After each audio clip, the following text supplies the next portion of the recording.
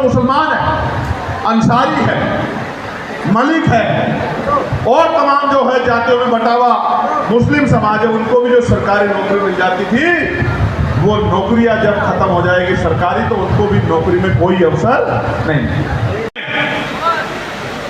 जिनके पास 4 पहियों की गाड़ी है, ये पता होना जरूरी है।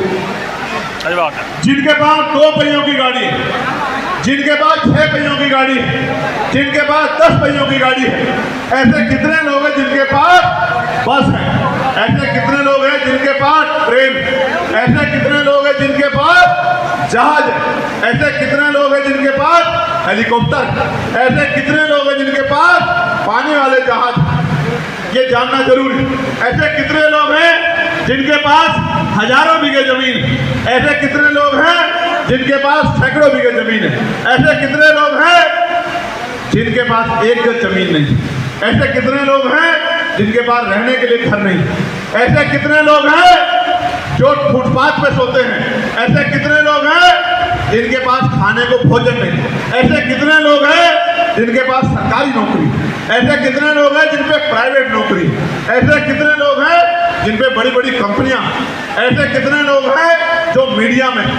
ये बात देश जानना चाहता है, ये बात देश जानना चाहता है कि जिसकी इतनी संख्या भारी, जिसकी इतनी हिस्सेदारी वाले देश में कौन कुर्सी तोड़ रहा है और कौन सुबह उठकर 8 घंटे 10 घंटे अपना पेट पालने के लिए पसीना बहा रहा है। ये देश को जानना चाहिए, देश जानना। हमने मांग की है और आप बताओ ये जानकारी मिलनी चाहिए नहीं मिलनी चाहिए? हाथ उठा के। और जब ये जानकारी होगी तभी तो उस तक सही लाभ पहुंचेगा जो उस लाभ का हकदार है। बताओ तभी पहुंचेगा नहीं पहुंचेगा? ये भाई आगे आ गए, ये गलत है। पूरा व्यवस्थित हो जाएगा, पीछे मैं बंद कर दूंगा इस बातचीत को अगर आप इस तरह का व्यवहार करोगे। मैं बिल्कुल बंद कर दूंगा ये वाली लाइन, बिल्कुल इसको पीछे कर दो इस लाइन को। ये व्यवहार ठीक नहीं है, इसको इससे मैं सहमत नहीं। प्यार से सहमत हो, जोर से सहमत हो, लेकिन अनुशासन नहीं।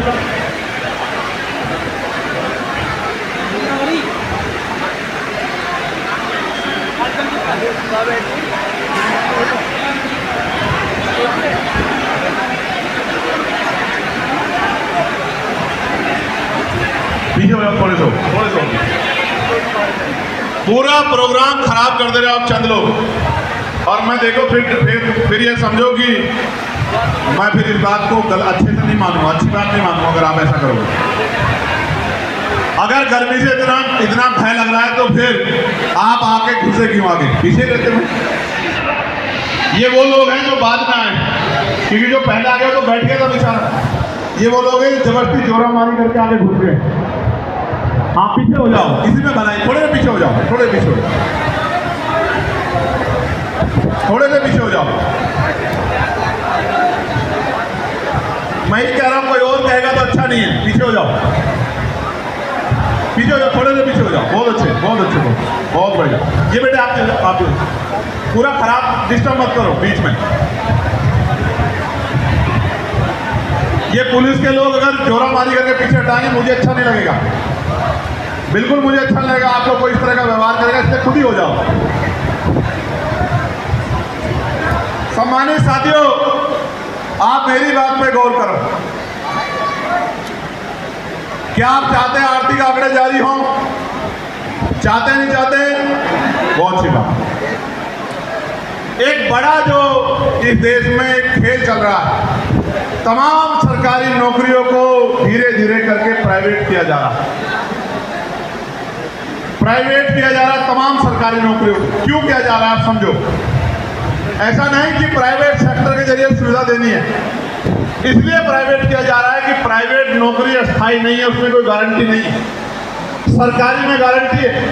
सरकारी कर्मचारी काम करने से पहले कई बार सोचता है कि अगर मेरे द्वारा मुफ्ती गुलजार गलत काम हो गया तो आने वाली सरकार बदलेगी तो मेरे साथ मुझे सजा दिलाने का काम करेगी, मेरे ऊपर अपराध दाखिल होगा। लेकिन प्राइवेट में कोई गारंटी नहीं है।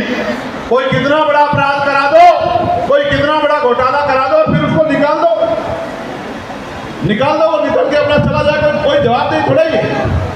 इसलिए तमाम सरकारी नौकरियों को प्राइवेट किया जा रहा है और ये एक सोची समझी साजिश है। इस देश की सत्ता में लंबे समय तक बने रहने के लिए एक सोची समझी साजिश है। और कमजोर वर्गों को सबसे बड़ा नुकसान ये है कि जो SC ST OBC के लोग हैं उनको सबसे बड़ा नुकसान ये है कि जो आरक्षण से उनको सरकारी नौकरी मिल जाती थी, पाल को, प्रजापति को, कश्यप को, सैनी को, मौर्य को, साक्य को, बिंद को, राजभर को, केवट को, मला को, जाट को, गुजर को, यादव को जो सरकारी नौकरी मिल जाती थी, जाटव को, वाल्मीकि को, पारसी को, धोबी को, कोरी को, खटीक को जो सरकारी नौकरी मिल जाती है, और बैकवर्ड जो मुसलमान है, अंसारी है, मलिक है और तमाम जो है जातियों में बंटा मुस्लिम समाज है, उनको भी जो सरकारी नौकरी मिल जाती थी, वो नौकरियां जब खत्म हो जाएगी सरकारी तो उनको भी नौकरी में कोई अवसर नहीं। इसलिए जानबूझ के कि गरीब बच्चा जो पढ़ लिख रहा है वो सरकारी कुर्सी पर जाके अपने लोगों के बारे में ना सोचे, तो उस कुर्सी को ही तोड़ दो। इसका इंतजाम इस सरकारों ने किया। ये कुर्सी तोड़ना चाहते हैं और हम इस सत्ता का घमंड तोड़ना चाहते हैं। लड़ाई बराबर की और मुकाबला बराबर की।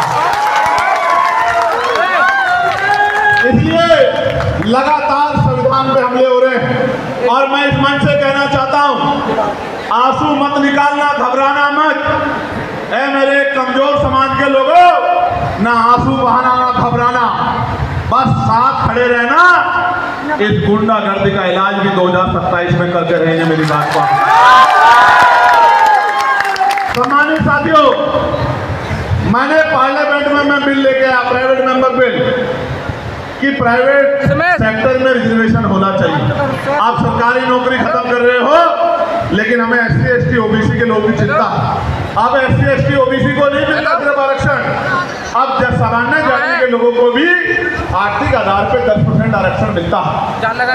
मिलता है नहीं मिलता है?